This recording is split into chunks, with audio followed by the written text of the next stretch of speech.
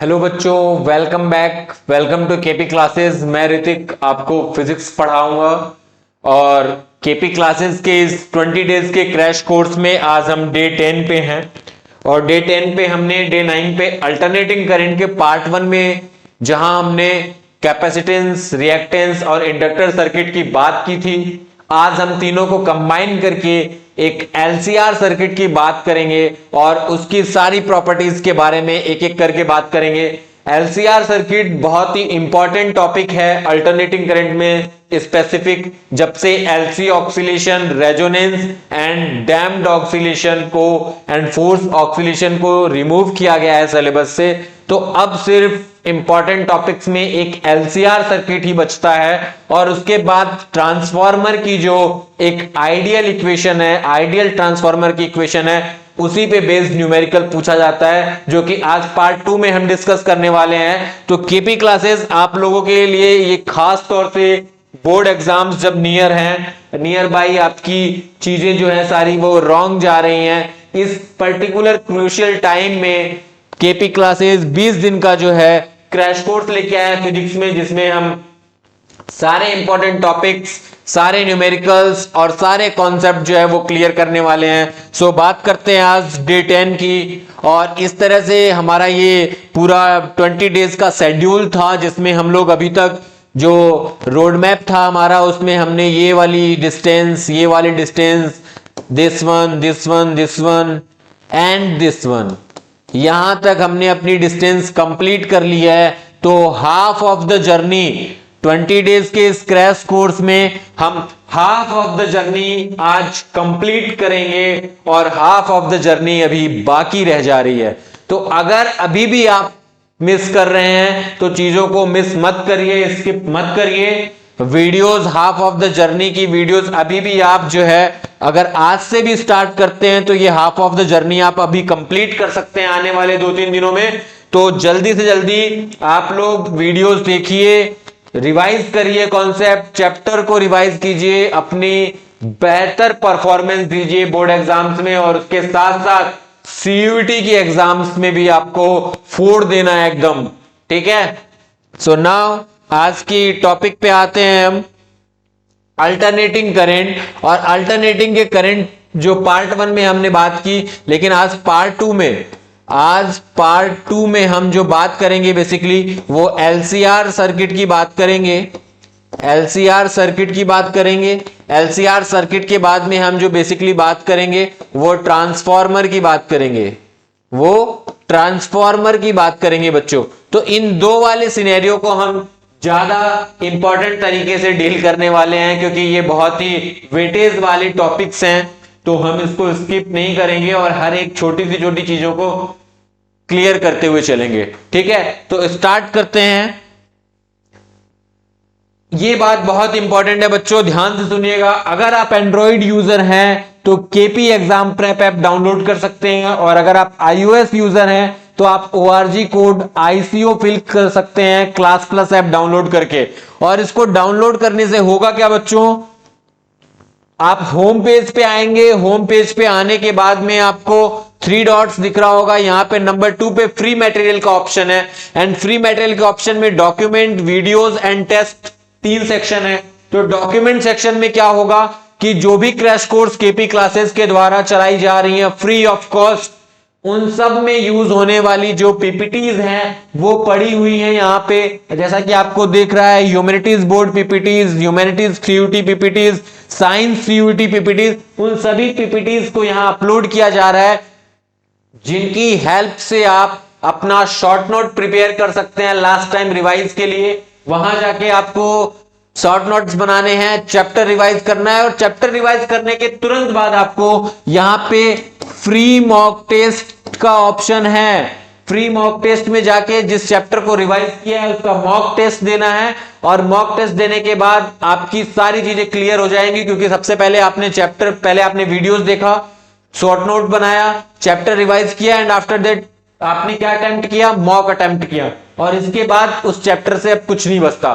तो इस तरह से इस कम समय में आप ये स्ट्रेटेजी अपना के क्या कर सकते हैं, जो कि फ्री कंटेंट है ये बिल्कुल। अगर आप केपी ऐप जो डाउनलोड करेंगे उसमें ये फ्री मिल रहा है। तो ऐसी चीजों को आपको इस क्रूशियल टाइम पे क्या करना है, बेनिफिट लेना है।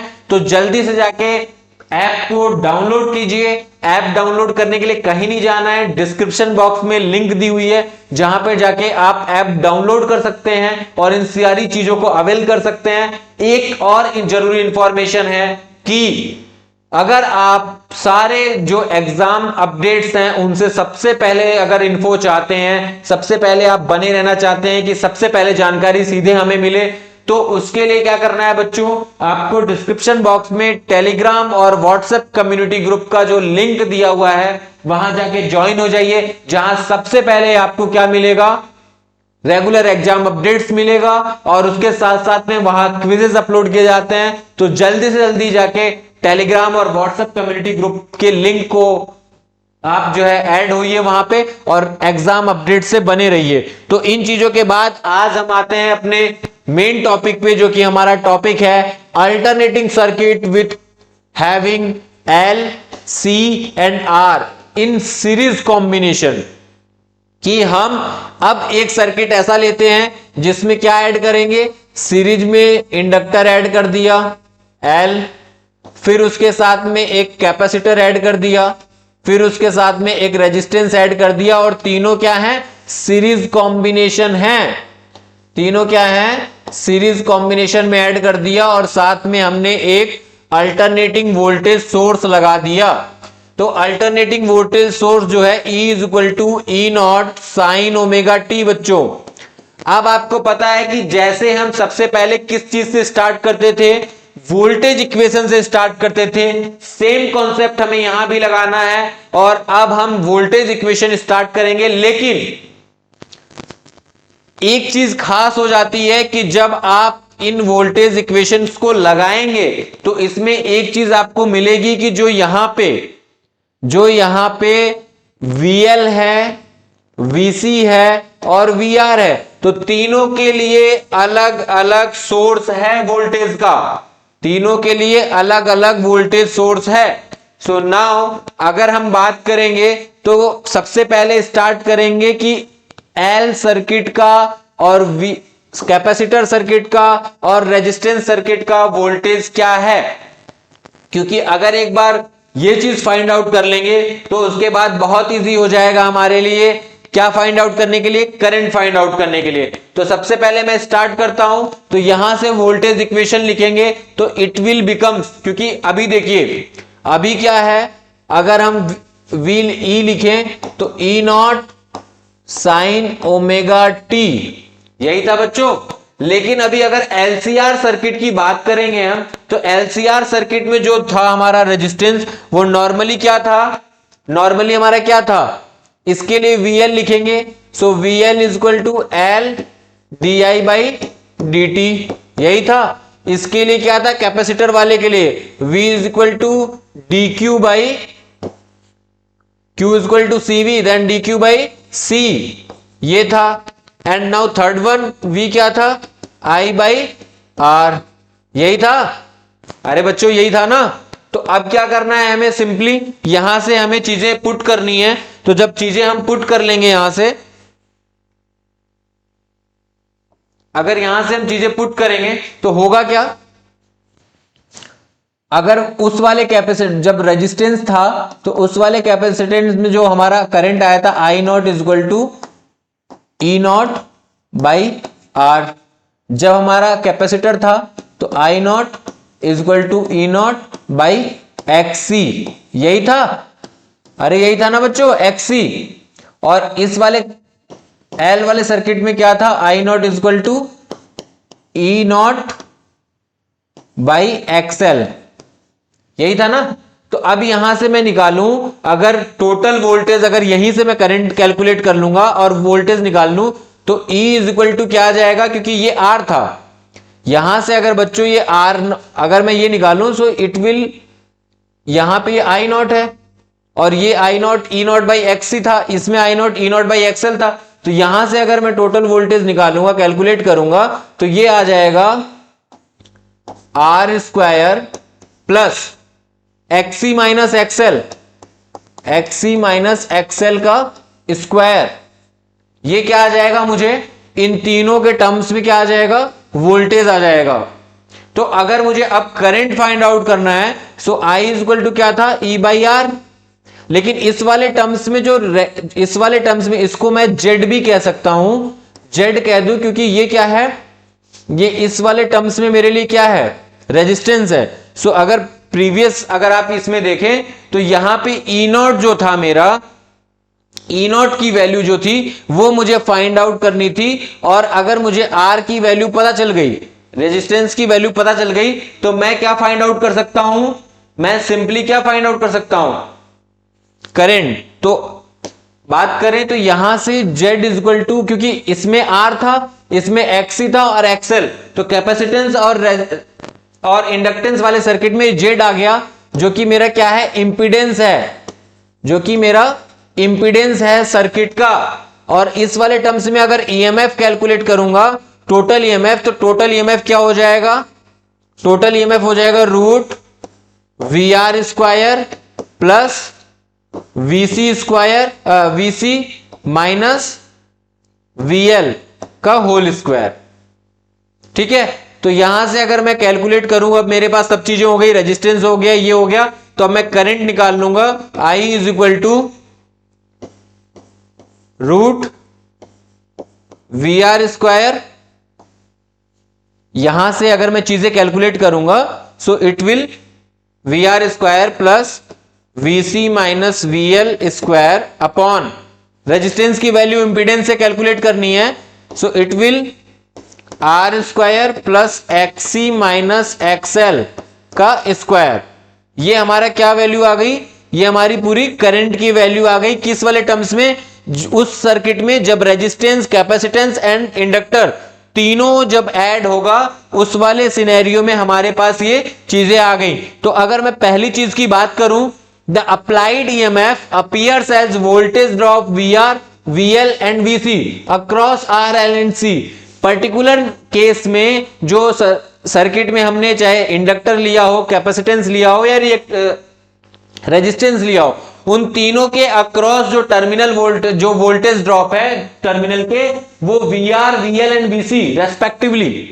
ठीक है, so now first in R current and voltage are in same phase, क्योंकि रेजिस्टेंस वाले सर्किट में हमने क्या देखा था कि करंट जो था वो सेम फेज में था, करंट जो था वो सेम फेज में था, और वोल्टेज नाउ एल वाले जब रिएक्टेंस लिया था, तो वहां पे जो करंट आया था वो आपको याद हो, sign omega T minus pi by 2 आया था। पाई बाई 2 उससे लैग कर रहा था, बिहाइंड था, एंड कैपेसिटेंस वाले में पाई बाई 2 आगे था, लीड कर रहा था, क्योंकि उसमें sine pi by 2 plus omega T था। तो उसमें उस वाले पर्टिकुलर सिनेरियो में करंट लीड कर रही थी वोल्टेज से। सो अगर मैं टोटल EMF की बात करूं, तो वही है square root VR square plus VL minus VC square. So current हमारा जो था वो यही वैल्यू हमारी आई थी कि E is equal to root R square plus XL minus XC, जहां पे Z हमारा क्या है, इंपीडेंस। Z क्या है बच्चों, इंपीडेंस है, and in terms of resistance है या रिस्ट्रिक्शन है या अपोजिशन है सर्किट के लिए। ठीक है, तो अगर मैं अब इंपीडेंस को और थोड़ा सा फाइंड आउट करूं, सबसे पहले मैं फेजर डायग्राम की बात करूंगा। तो फेजर डायग्राम में देखो बच्चों, ये VL है, VR और ये दोनों सेम फेज में थे, इसलिए VR के टर्म्स में सेम फेज में है। VL पाई बाई 2 लीड कर रहा था, एंड VC पाई बाई 2 क्या कर रही थी, लैग कर रही थी। तो इसी तरह से ये जो है फेजर डायग्राम बना गया है। अब एक चीज, जब हम इंपीडेंस की बात कर रहे हैं, तो इंपीडेंस में थोड़ा सा और बात कर लेते हैं, इंपीडेंस में थोड़ा सा और बात कर लेते हैं हम। ओके, सो अगर हम इंपीडेंस की बात कर रहे हैं और इंपीडेंस हमारा आ गया Z is equal to square root R square plus XL minus XC का होल स्क्वायर। सो अगर यहां से मैं वैल्यू पुट करूंगा, तो Z is equal to R square, XL क्या था बच्चों, ओमेगा L। ये मैं बार बार ओमेगा L जो है वो T लिख दे रहा हूं, तो इसको आप देखिएगा ओमेगा एल माइनस 1/ω/c, क्योंकि XC क्या था 1/ω/c का स्क्वायर।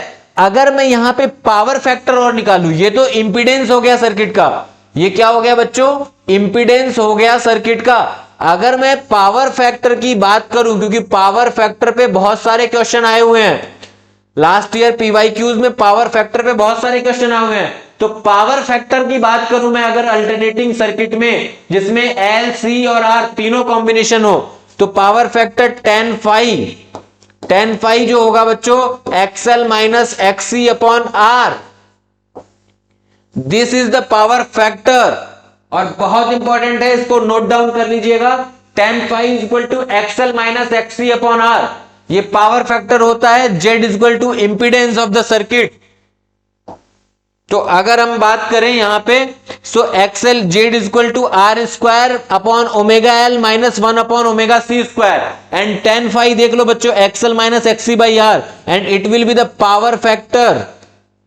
पावर फैक्टर, ये पावर फैक्टर है बच्चों, ठीक है। और ये फेजर डायग्राम में देख सकते हैं आप कि इस वाले सिनेरियो में आई और करंट और वोल्टेज सेम है रेजिस्टेंस के सिनेरियो में, और इस वाले ये जो है ये ईएमएफ है, and this will be the VL minus VC, जो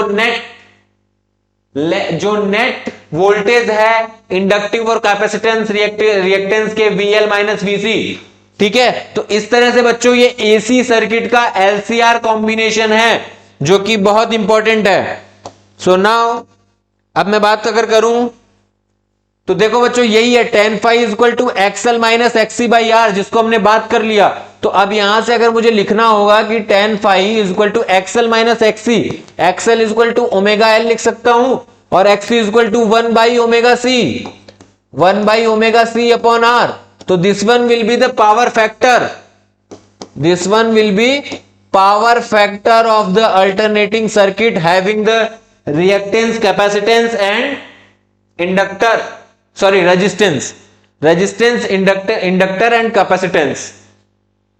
अब कुछ स्पेशल केसेस की बात कर लेते हैं, कुछ स्पेशल केसेस की बात कर लेते हैं, जिसमें case number 1, when XL is greater than XC, अगर XL ग्रेटर देन XC हो जाएगा तो tan phi क्या था आपका, tan phi क्या था XL minus XC by are.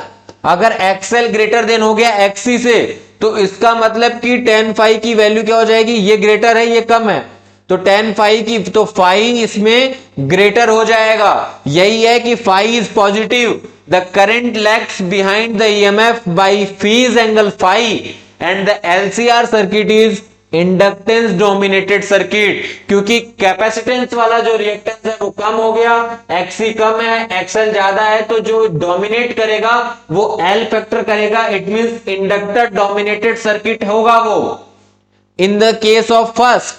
Now in the second case, when XL is less than XC, जब XL लेस देन होगा XC से, तो tan phi becomes in that particular scenario XL minus XC upon R. So ये negative value देगा, it means कि यहां पे current जो है वो डोमिनेट करेगी किस साइड में, कैपेसिटर डोमिनेटेड सर्किट होगा। So the current leads the EMF by phase angle phi and the LCR circuit capacitance dominated circuit, जिसकी अभी हमने बात की थी। अब now we will discuss the case third, when XL is equal to XC। ओफो, इस वाले केस में tan phi हो गया XL minus XC by R. अगर XL XC हो गया तो जीरो, तो भाई साहब इस वाले सिनेरियो में आपको phi जीरो मिल जाएगा। तो the current and the EMF are in the same phase, the impedance does not depend on the frequency of amplitude applied EMF, so it behaves like a pure resistance circuit, it behaves like pure resistance circuit। यानी first वाले capacitance में, first वाले case में inductor circuit dominate करेगा, second वाले में capacitor dominate करेगा, and third one will be the about the register circuit. तो ये तीन स्पेशल केसेस हैं एलसीआर सर्किट की, जिनकी हमने अभी बात की। ये देखिए बच्चों, ये आप लोगों के लिए बहुत इंपॉर्टेंट है।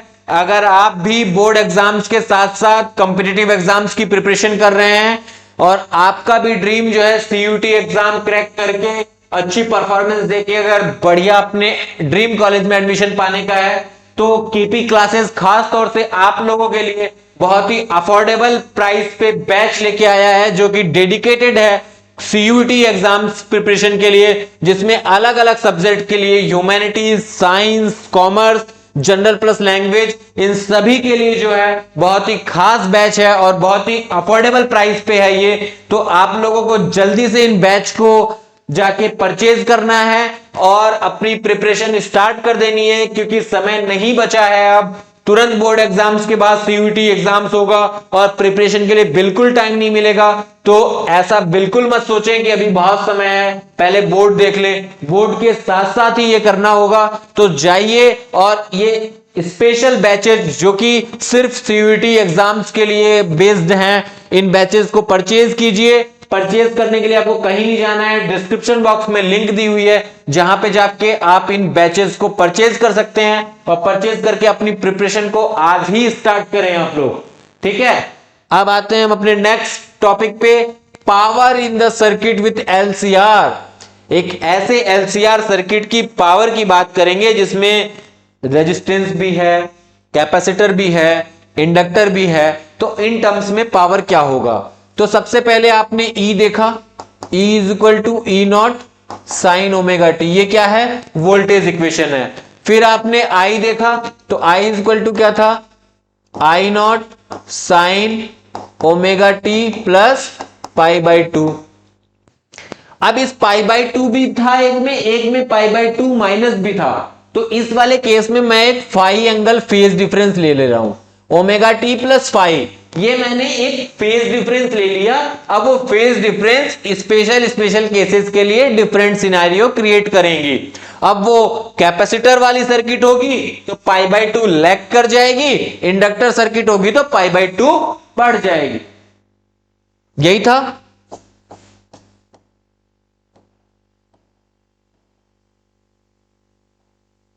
खैर, तो बात करते हैं हम। सुनाओ, अब हमें पावर जो निकालना है, तो पावर जो हमारा होता है वो होता है V I, P is equal to V I. तो इन टर्म्स में पावर हमारा हो जाएगा I naught E naught sine omega t and sine omega t plus phi. ये हमारा हो गया। अब इन टर्म्स में क्या हो जाएगा? अगर मैं यहां पे sine C and sine D का फॉर्मूला लगा दूंगा, sine C and sine D, इसका फॉर्मूला अगर मैं पुट कर दूंगा तो power becomes E naught I naught. ठीक है, और देखिए ये टर्म्स में फॉर्मूला लगा हुआ है कि sine square omega t cos phi plus sine omega t cos phi. तो ये जो है मेरी वैल्यूज आ जाएंगी और यहां से फिर मैं क्या निकालूंगा? अब P equal to E naught I naught sine square omega t, साथ में फिर cos phi plus sine omega t sine cos omega t and cos phi. तो ये मेरा पावर आ गया इस कंडीशन में। तो अब मुझे क्या करना है? So now if the instantaneous power is assumed to be constant for an infinitesimally small time dt, then the work done। अब वर्क डन कैलकुलेट करना है, तो वर्क डन के लिए क्या कर देंगे आप? कंप्लीट सिनेरियो के लिए इंडिकेट कर देंगे पावर को, क्योंकि पावर ही एक फॉर्म में वर्क डन होगा और ओवरऑल मैंने बताया आपको एनर्जी कंजर्व रहेगी सिस्टम की। सो क्या करना है? यहां से dw करेंगे। आप अगर पावर को लेके इंटीग्रेट कर देंगे तो वर्क डन ओवर ए कंप्लीट साइकिल, इसका मतलब 0 से लेके t तक आपको पावर को क्या करना है? इंटीग्रेट करना है in terms of work done, calculating the work done. So work done क्या आ जाएगा आपका? w is equal to I naught E naught into cos phi, और यहां से आ जाएगा multiply by T by two half time period के लिए। सो एवरेज पावर क्या हो जाएगा? एवरेज पावर पी एवरेज निकालने के लिए आपको क्या करना है? सिंपली क्या करेंगे आप? पावर निकालने के लिए ओमेगा बाई टी कर दीजिए। एक पर्टिकुलर टाइम के लिए जो वर्क डन निकालेंगे वही एवरेज पावर हो जाएगा। सो यहां से देखेंगे अगर एवरेज पावर, तो क्योंकि कॉस फाई जो होता है, कॉस फाई वो हो जाएगा R by Z, cos phi is equal to R by Z. So यहां से एवरेज पावर जो निकलेगा वो एवरेज पावर जो है आपका निकल के आएगा, एवरेज पावर अगर निकालेंगे तो पावर एवरेज निकालने के लिए omega by t, and omega आपका ये आया था। सो यहां से एवरेज पावर कैलकुलेट करेंगे, P average is equal to omega by t, और ओमेगा आया था E naught I naught into में क्या था, E naught I naught cos phi into t by two, E naught I naught cos phi into t by two into t. So t two t cancel, it will becomes E naught I naught cos phi by 2। ये क्या आया, average power E naught I naught by 2 cos phi। अब यहां से E naught और I naught की value भी put करेंगे, E naught I naught की वैल्यू भी पुट करेंगे, और cos phi जो है वो R by Z, equation number 1, and E naught I naught। So E naught is equal to क्या होगा, अरे E naught is equal to, यार ई इज इक्वल टू क्या था, E naught by root two, तो यहां से रूट टू मल्टीप्लाई हो जाएगा। यही तो था सेम सिनेरियो में, क्योंकि आई नॉट और ये सब एवरेज वैल्यू हैं, ये सब क्या है, एवरेज वैल्यू हैं, तो इनको पुट करने के लिए क्या होगा, so P average becomes I naught by root two into E naught by root two. मैं इसको लिख सकता हूं ना यार, टू को मैं root two into root two लिख सकता हूं, टू को मैं क्या लिख सकता हूं, root two into root two. तो यहां से P average equal to I naught by root two E naught by root two into cos phi. तो जो पी एवरेज आ गया बच्चों वो क्या आ गया, आई नॉट बाई रूट टू को क्या लिख सकता हूं मैं, आई नॉट रूट टू को E R M S, this one will be R M S ना, I R M S is equal to I naught by root two. तो यहां से मैं इसको लिख सकता हूं I R M S into V R M S into cos phi. एक तो ये टर्म्स हो गया, और अगर मैं cos फाई की वैल्यू पुट कर दूं तो P average equal to I R M S into V R M S upon में cos फाई की value R by Z, so R into Z. तो ये एवरेज पावर कैलकुलेट हो गई in the terms of root mean square voltage and current. समझ में आया? तो इस तरह से सिंपली जो है हम बहुत ही कैलकुलेट कर लेते हैं चीजों को, और ये चीजें तभी कैलकुलेट हो पाएंगी आसानी से जब आपका कॉन्सेप्ट क्लियर रहेगा।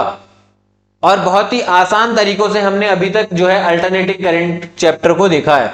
सो अब बात करें कि P इज इक्वल टू क्या आ गया, P इज इक्वल टू आ गया, P average is equal to आ गया I R M S V R M S cos phi, यही आया ना। तो power in AC circuit with resistance, तीनों टर्म्स की बात करेंगे, रेजिस्टेंस, इंडक्टेंस एंड कैपेसिटेंस। तो जब इन आर सर्किट की बात करेंगे तो cos phi is equal to क्या था, R by Z, R by Z था ना। तो अगर मैं बात करूं कि आर जो है वो फेज में है, सेम फेज में है, तो फाई यहां से जीरो हो जाएगा, फाई जीरो हो जाएगा। तो फाई जीरो हो गया, तो उस वाले केस में जो P एवरेज है वो आपका आ जाएगा I R M S into V R M S जब रजिस्टर सर्किट होगा। जब इंडक्टर सर्किट होगा तो उस वाले केस में आपका फेज डिफरेंस कितना आया था, माइनस पाई बाई टू, क्योंकि omega T minus pi by to lag कर रही थी चीजें। तो उस वाले सिनेरियो में क्या हो जाएगा, cos minus pi by two की वैल्यू भी जीरो ही होती है। So P cos minus pi by two की वैल्यू जीरो हो जाएगी। तो इस वाले पी एवरेज इस वाले केस में जीरो मिलेगा, एवरेज पावर जीरो मिलेगी। किस वाले सिनेरियो में, किस वाले सिनेरियो में, इंडक्टर सर्किट वाले सिनेरियो में। Now third one, power in AC circuit, इस वाले में पाई बाई टू प्लस था, ये भी जीरो हो जाएगा क्योंकि कॉस पाई बाई टू या minus pi by to zero होता है। तो सिर्फ जो एवरेज पावर कैलकुलेट हो पाएगी वो रेजिस्टेंस सर्किट में ही, जब सिर्फ रजिस्टर सर्किट होगा, जब दोनों वोल्टेज और करंट सेम फेज में होंगे, उसी वाले सिनेरियो में एवरेज पावर कैलकुलेट हो पाएगी। बाकी दोनों सिनेरियो में एवरेज पावर जीरो मिलेगा। तो अगर वाटलेस करंट और आइडियल करंट की बात करें तो उस वाले सिनेरियो में देखिए कि ये आपका IRMS हो गया, ये आपका ERMS हो गया, VRMS, तो ये हो गया IRMS cos फाई, ये हो गया IRMS sin फाई, तो ये फेज एंगल फाई हो गया आपका, और यहां पे ये 90 डिग्री। तो the component IRMS cos phi generates power with VRMS. However, the component IRMS sin phi does not contribute to power along VRMS and hence power generated is 0. तो power generate जो है वो 0 हुआ है इस वाले सिनेरियोज में। So this component of current is called Wattles or ideal current. So it will look like P is equal to VRMS IRMS sin phi cos 90. So it will 0. तो ये पावर, एवरेज पावर हमने देखा 3 different scenarios के लिए। So now next one, अगर आप उन सब बैचेस को परचेज करते हैं तो वहां पे एक फ्री मटेरियल ये भी मिलने वाला है कि केपी क्लासेस जो है वो सीरीज ऑफ बुक्स वहां पे प्रोवाइड करा रही है अपने उन बच्चों के लिए जिन्होंने वो सीयूईटी के बैचेस जो है लेकर अपनी प्रिपरेशन स्टार्ट की है। उस प्रिपरेशन को और बेहतर बनाने के लिए सीरीज ऑफ बुक्स प्रोवाइडेड किए गए हैं, biology, chemistry, physics, mathematics, language plus test and general test. यहां पे होगा क्या, 1200 के अप्रोक्सीमेट लास्ट ईयर के पीवाईक्यूज हैं, एमसीक्यूज हैं और रिकमेंडेड क्वेश्चंस हैं। तो इतने सारे क्वेश्चंस तो लगा के आपका सिलेक्शन पक्का होगा। आपको अपने ड्रीम कॉलेज में एडमिशन लेने का सपना जो है आपका इस बार अब पूरा होगा। सीयूईटी के केपी क्लासेस के इन खास तौर से अफोर्डेबल बैचेस को परचेज करने के बाद और अपनी प्रिपरेशन बस हमारे साथ करते रहिए, आपके सक्सेस होने के रेट जो है वो काफी बढ़ जाएंगे, काफी इंक्रीज हो जाएगा। तो जल्दी से इन सारे जो चीजों को अगर अवेल करना है तो जाके बैच परचेज कीजिए सीयूईटी का, और सीयूईटी के बैच परचेज करने के लिए कहीं नहीं जाना है, डिस्क्रिप्शन बॉक्स में लिंक दिया हुआ है, वहां पे जाके आप बैच परचेज कीजिए और प्रिपरेशन स्टार्ट कीजिए और इन सभी चीजों का फायदा उठाइए। नाउ एलसीआर सर्किट कंप्लीट करके अब हम ट्रांसफार्मर की बात कर रहे हैं, और ट्रांसफार्मर में सिर्फ हमें एक आइडियल कंडीशन की बात करनी है क्योंकि ट्रांसफार्मर के डेफिनेशन, ट्रांसफार्मर की बेसिक चीजों से किसी को कोई मतलब नहीं है। आइडियल इक्वेशन पे क्वेश्चंस लास्ट ईयर के बोर्ड पीवाईक्यूज में पूछे गए हैं, तो हमारा जो फोकस है, मेन फोर्स, वो वहीं रहेगा। So now transformer is a device which converts lower alternating voltage at higher current into higher alternating voltage at lower current. तो ट्रांसफार्मर ये बनाया गया है, थोड़ा सा आप देख लीजिए, इसमें एक प्राइमरी कॉइल होती है, प्राइमरी कॉइल में नंबर ऑफ टर्न्स हमेशा कम होते हैं। ये सेकेंडरी कॉइल्स होती है जिसमें सेकेंडरी कॉइल्स में नंबर ऑफ टर्न्स ज्यादा होते हैं in comparison to the primary coil. और सेकेंडरी जो कॉइल्स है इसी के रेस्पेक्ट में एक लोड रेजिस्टेंस कैलकुलेट करके हम यहां से वोल्टेज या करंट जो है लेते हैं। सो प्रिंसिपल क्या है, transformer is based on the mutual induction, क्योंकि आपको पता है यहां पे भी क्या है, 2 इंडक्टर आ गए।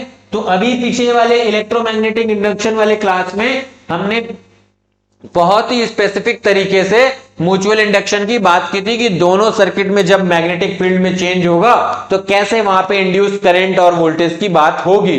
तो अगर आपको रिकॉल नहीं हो पा रहा है तो पीछे वाले रिवीजन बैचेस में जाइए और वहां पे प्लेलिस्ट में जाके इलेक्ट्रोमैग्नेटिक इंडक्शन का वीडियो देखिए और अपने कॉन्सेप्ट को क्लियर करके यहां पे आइए।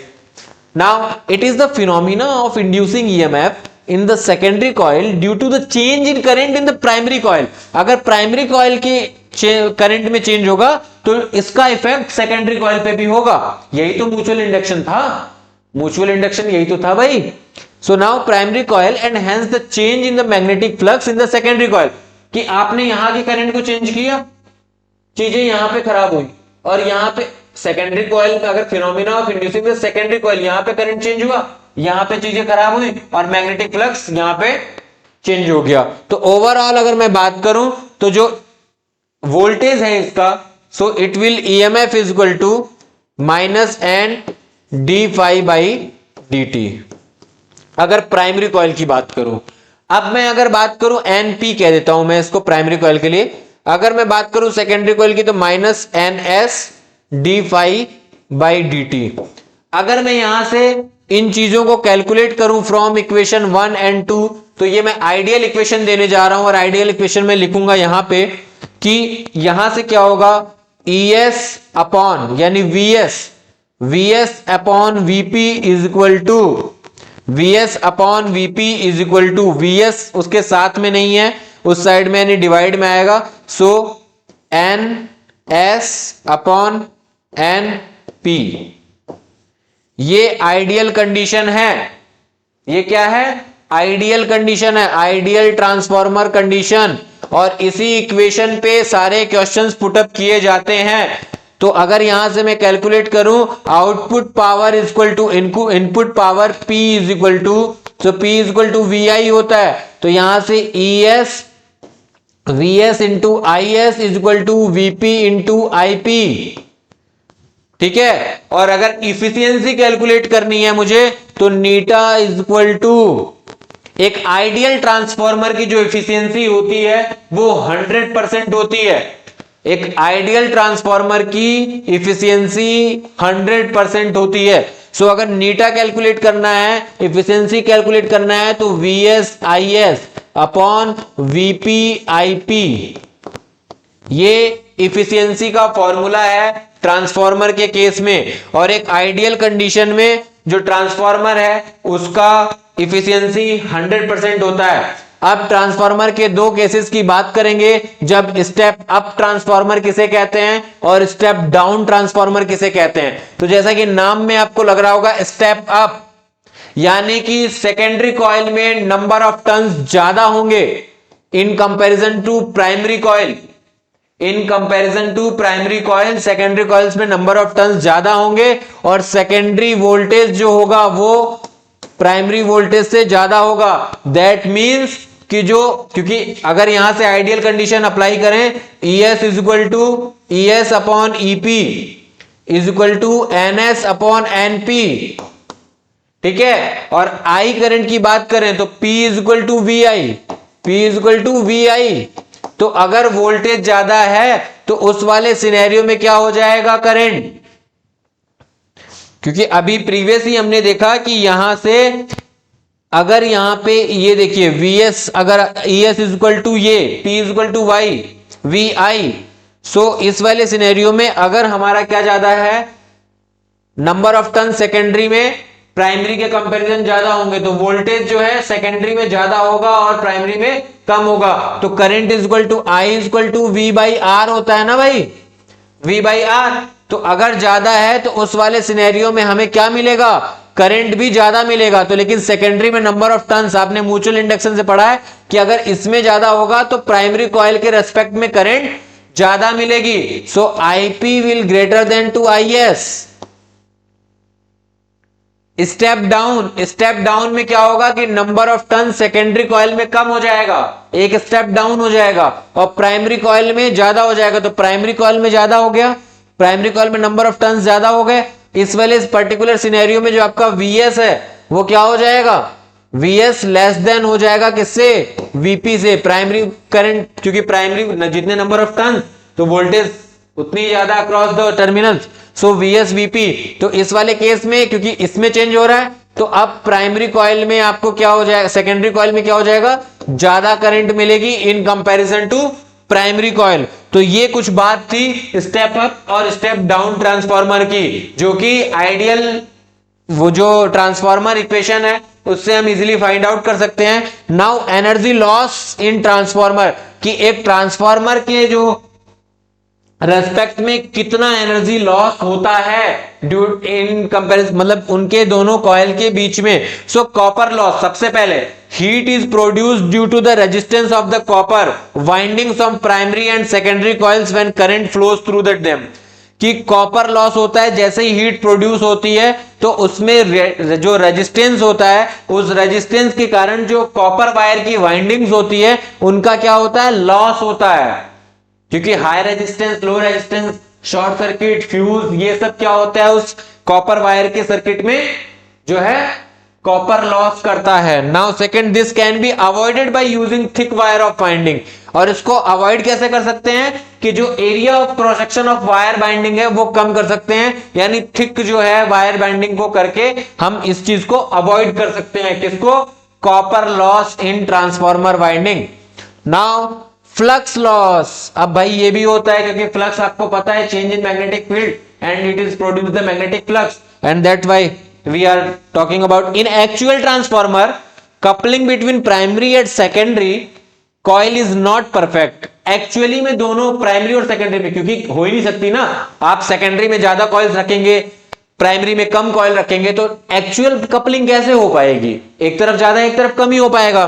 So now, so a certain amount of magnetic flux wasted, certain amount of magnetic flux waste हो जाता है। So linking can be maximized by winding the coils over one another, कि आप क्या करें, वह एक के ऊपर एक वाइंडिंग करके इस फ्लक्स लिंकेज जो हो रहा है इसको मिनिमाइज कर सकते हैं, इसको आप लॉस को बचा सकते हैं। Now third one is the particular scenario of iron loss. Iron loss कैसे होगा? सो एडी करंट लॉस उसमें पहला है, आयरन लॉस में पहला जो है वो एडी करंट लॉस हो रहा है when a changing magnetic flux is linked with the iron core, eddy currents are set up which in turn produces heat and energy is wasted.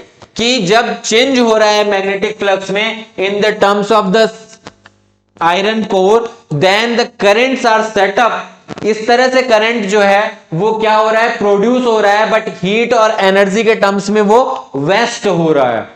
ठीक है, तो इस वाले सिनेरियो में एडी करंट लॉस हो रहा है।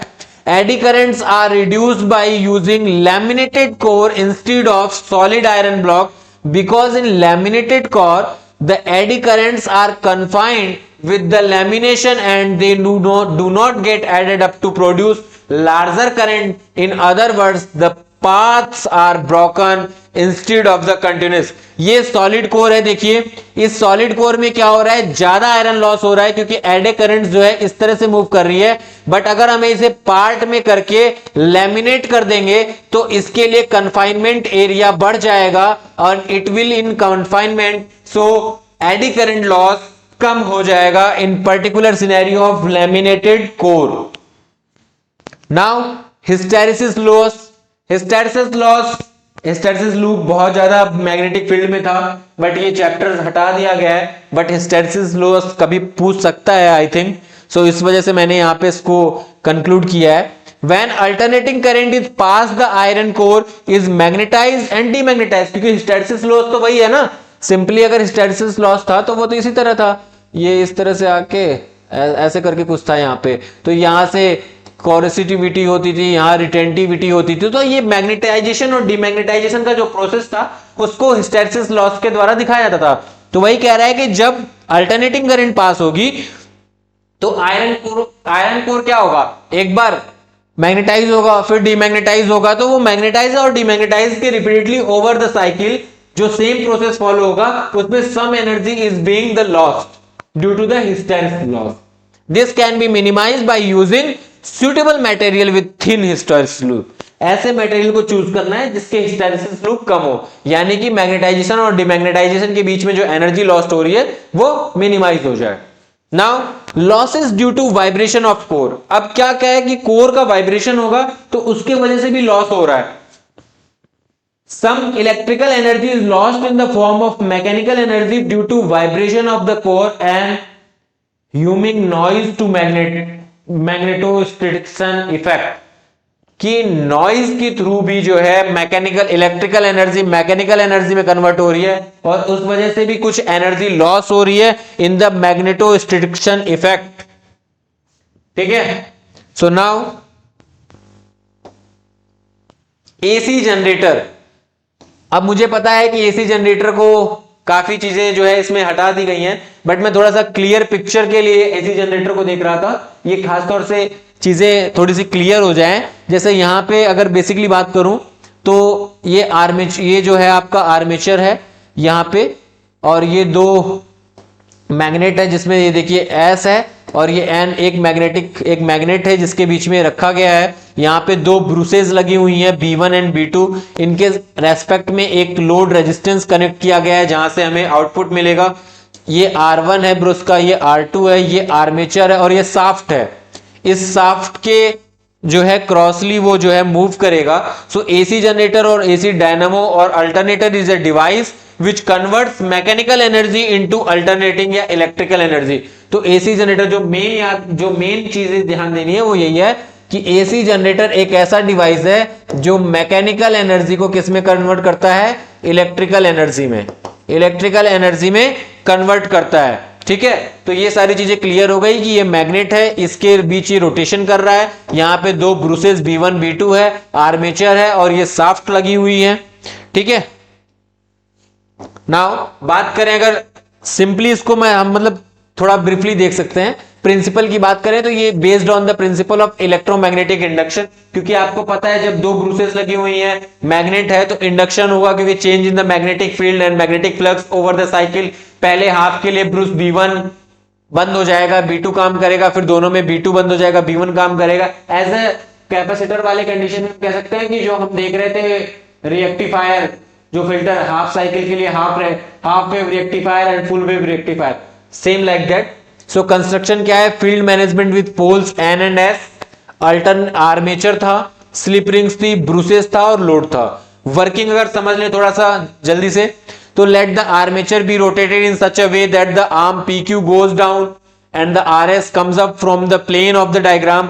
सो by Fleming's right hand rule जो हम क्या कर सकते हैं, डायरेक्शन देख सकते हैं करंट की, और फ्लेमिंग्स राइट हैंड रूल के मतलब हम ये जो thumb, core finger and central finger को इस तरह से रखें कि ये वाला जो है मैग्नेटिक फील्ड, ये इलेक्ट्रिक फील्ड, तो this one will be in the direction of the current after half of the rotation of cycle by Fleming's. तो यानी ये आपको एक तरह से देख सकते हैं कि जो प्रिंसिपल और वर्किंग है, तो वर्किंग से ज्यादा आप लोगों को मतलब नहीं रखना है। ठीक है, बस ये देखना है कि therefore the current is said to be alternating and the corresponding of the sinusoidal. तो इस व्हील में जो करंट मिलता है वो साइनोसोडियल फॉर्म में होता है, तो ये थोड़ा सा बस एसी जनरेटर आपको याद रखना है कि एसी जनरेटर जो है वो किस प्रिंसिपल पे काम करता है। तो एसी जनरेटर जो है वो इलेक्ट्रोमैग्नेटिक इंडक्शन के प्रिंसिपल पे काम करता है, जहां पे मैग्नेटिक फ्लक्स चेंज होती है और मैकेनिकल एनर्जी को इलेक्ट्रिकल एनर्जी में कन्वर्ट करता है। सो नाउ अच्छा अभी मैंने और ले रखा है। सो थ्योरी अगर देखें तो फाई इज इक्वल टू, क्योंकि आप मैग्नेटिक फ्लक्स इलेक्ट्रोमैग्नेटिक इंडक्शन पे काम करता है, तो phi is equal to BA cos theta, और यहाँ पे नंबर ऑफ टर्न्स है तो n लगा देंगे। अब थीटा इज इक्वल टू पता है ओमेगा टी, ये तो हमने बात भी किया था, ये डायग्राम तो सेम हमने डिस्क्राइब किया था उस वाले में। तो फाई इज इक्वल टू क्या हो गया, NBA cos ओमेगा टी। तो यहां से अगर मैं d∅dt लिखूंगा तो यहां से d∅dt EMF था, and EMF we are getting NBA omega sine omega t. ये सब चीजें तो इलेक्ट्रोमैग्नेटिक इंडक्शन में हमने बात कर रखी है यार। फिर यहां से E is equal to E0 sine omega t, और E0 की वैल्यू क्या हो जाएगी, E0 की वैल्यू हो जाएगी NBA ओमेगा। तो यहां से ये जो है एक कंप्लीट साइकिल के लिए इस तरह से जो है हमें V0 मिल जाएगा। ठीक है, तो ये सारी चीजें तो हमने बात कर रखी थी, और ये एंड ऑफ अल्टरनेटिंग करंट्स है। यहाँ पे आपका अल्टरनेटिंग करंट जो चैप्टर है वो खत्म होता है। पार्ट 1 पार्ट 2 दोनों देख लिया हमने। अब हम बात करेंगे अल्टरनेटिंग चैप्टर के बाद में रे ऑप्टिक्स की थोड़ी सी, या फिर वो हम नेक्स्ट में देखेंगे। ठीक है, जो भी है। नाउ ये हमारा लास्ट ईयर का CUET रिजल्ट रहा था। जिन भी लोगों ने हमारे बैचेज परचेज किए थे उनमें ये रिजल्ट रहा था हमारा लास्ट ईयर का, जो कि बहुत ही शानदार रिजल्ट है। इनको 100% स्कॉलरशिप मिली थी MIT से, और ये सारे जो लोग हैं इन्होंने बहुत ही अच्छा परफॉर्मेंस दिया था। ये सभी हमारे बैचेज में एनरोल्ड थे और इनका ड्रीम कॉलेज में इनके एडमिशन हुआ है। तो अगर आपको भी अपने ड्रीम कॉलेज में एडमिशन कराना है तो KP क्लासेस के CUET प्रिपरेशन वाले बैच को, जो कि बहुत ही अफोर्डेबल प्राइस में मिल रहा है अभी, उसमें एनरोल्ड होइए, अपनी प्रिपरेशन स्टार्ट कीजिए, क्योंकि समय नहीं है।